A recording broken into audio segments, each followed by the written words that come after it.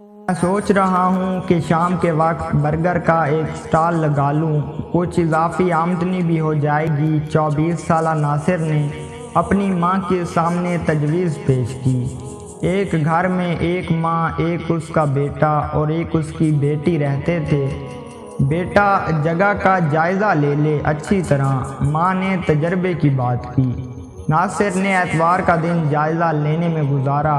اس نے فیصلہ کیا کہ گھر کے قریب ہی میں موجود اتفاق ٹاؤن کی مارکیٹ میں سٹال لگائے گا۔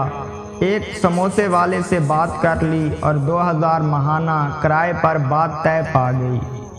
بھاگم بھاگ سامان خریدا، ماں اور بہن کے ساتھ مل کر کباب بنانے کا کام شروع کیا۔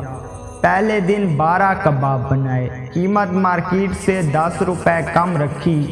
ماں نے ایک وعدہ لیا کہ جماعت قضا نہیں کرنی۔ پہلے دن 6 برگر بکے، اسی طرح سلسلہ چل رہا تھا۔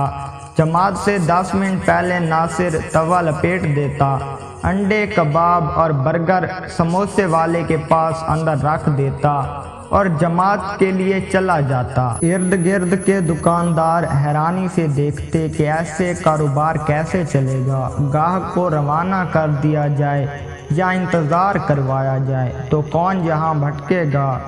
دن گزرتے جا رہے تھے، اوسط فروخت 10 برگر تک پہنچ چکی تھی۔ کرایہ اور خرچہ پورا ہو رہا تھا لیکن منافع کم تھا۔ ویسے بھی وہ شام 4 بجے سے 9 بجے تک سٹال لگاتا تھا اور اسی دوران 3 نمازیں بھی آتی تھیں۔ ایک دن مغرب کے وقت وہ توا لپیٹ رہا تھا کہ اچانک ایک 12 سالہ لڑکا آیا اور اکٹھے 6 برگر کا آرڈر دیا۔ یہ اس کی دکانداری میں پہلی دفعہ اکٹھے 6 برگر کا آرڈر آیا۔ ایک لمحے کو کمزور ہوا لیکن فوراً ہی دل مضبوط کر کے کہا کہ جماعت کا وقت ہے، اس کے بعد بنا دیتا ہوں۔ لیکن وہ لڑکا اپنے گھر والوں کے ساتھ وہاں سے چلا گیا۔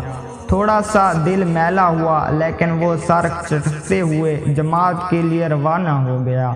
واپسی پر مہم سی امید تھی کہ شاید وہ آرڈر موجود ہو، لیکن ایسا نہ تھا۔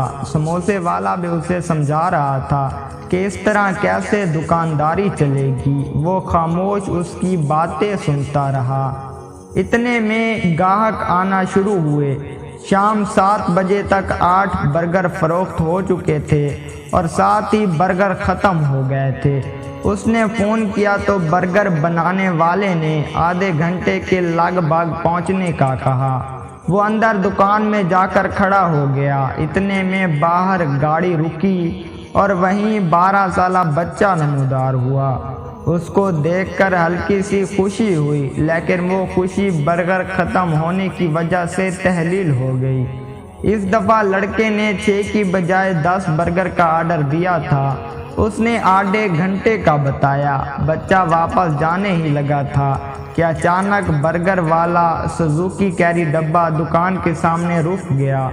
کہاں آدھا گھنٹہ اور کہاں فوری پہنچنا۔ ناصر کے چہرے پر ایک دلکش مسکراہٹ تیر گئی اور اس نے ایک عجیب توانائی محسوس کرتے ہوئے بچے کو آواز دی کہ گاڑی آ گئی ہے۔ اس کے توے پر پہلی دفعہ 10 برگر بن رہے تھے اور اس کی فروخت 20 برگر تک پہنچ چکی تھی، جبکہ عشاء کے بعد کا 1 گھنٹہ بھی باقی تھا۔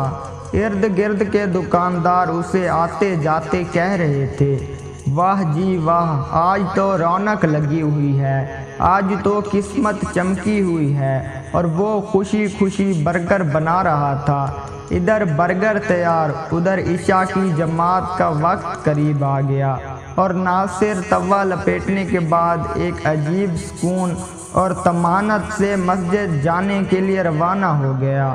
وہ سوچ رہا تھا کہ بے شک روزی انسان کا ایسا پیچھا کرتی ہے جیسے موت، بس مثبت سمت میں محنت کی ضرورت ہے۔